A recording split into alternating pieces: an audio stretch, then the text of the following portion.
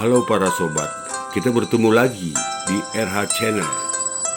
Salam sehat dan merdeka. Pak Rahmat, sejauh ini bagaimana Bapak melihat upaya pemerintah mendorong produksi antigen dan PCR dalam negeri?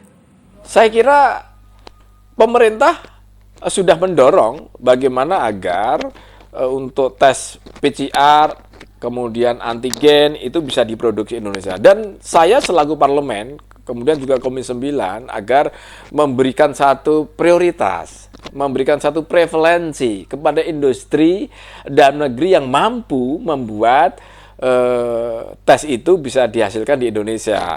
Entah itu murni 100% dihasilkan oleh penanaman modal dari dalam negeri maupun kolaborasi antara asing dengan Indonesia. Tetapi apapun, kita dorong agar produksi tes antigen maupun PCR itu bisa dibuat di Indonesia dengan harapan apa? Bisa lebih ditekan.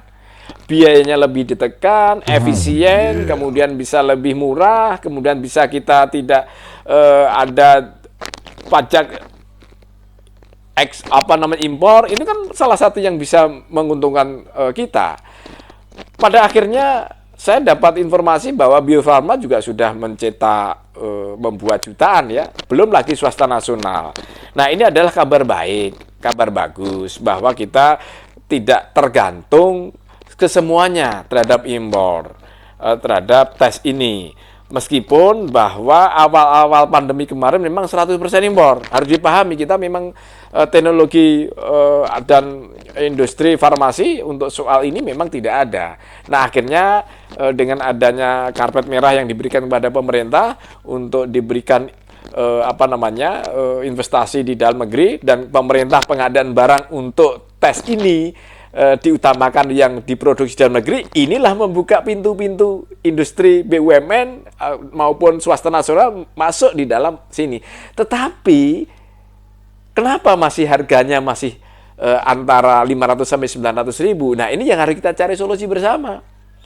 Apakah itu untungnya masih sangat besar ataukah masih bisa ditekan? Nah, ini harus kita cari solusi. Tetapi intinya, saya selaku parlemen dan teman-teman Komisi 9 juga pasti sudah mendukung, karena dalam setiap kesimpulan rapat kita mensupport bahwa peningkatan industri yang dibuat di dalam negeri menjadi prioritas bangsa kita ini yang akan dibeli oleh pemerintah. Saya kira pemerintah menyambut baik dan parlemen juga mendorong itu, dan menjadi satu keputusan bahwa pemerintah memberikan lampu hijau dan memberikan karpet merah untuk prioritas pengadaan alat-alat itu diprioritaskan untuk produksi dalam negeri.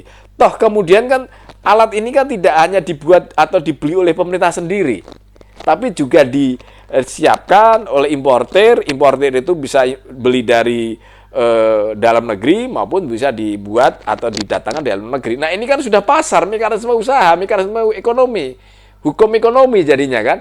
Nah, inilah ada ceruk yang harus kita selesaikan, harus kita harmonisasi, harus kita diskusikan. Karena memang ini kalau untuk urusan yang dibeli pemerintah, yang gratis tidak ada masalah.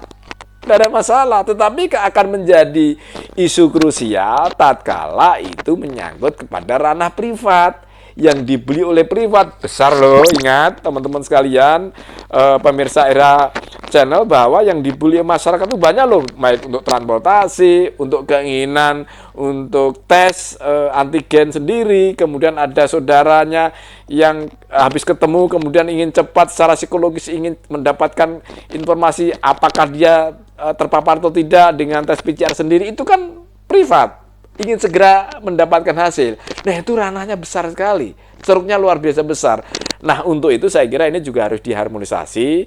Dengan adanya informasi ini, saya kira ada momentum untuk berdiskusi dengan pemerintah. Begitu, Bung. Makasih, Bung.